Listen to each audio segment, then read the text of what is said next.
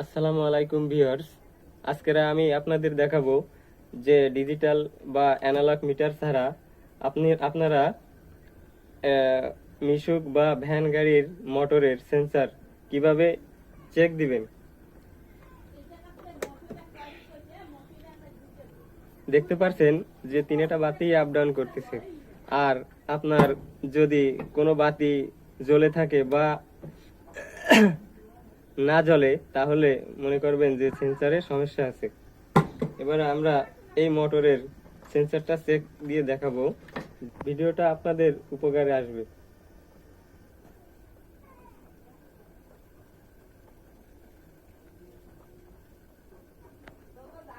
দেখতে পাচ্ছেন এই জায়গায় তিনটা বাতি জ্বলে আছে, আর দুটো বাতি আপ ডাউন করতেছে, আর একটা বাতি ঝিম ধরে আছে, যার কারণে এই মোটরটা লোড নিচ্ছে না।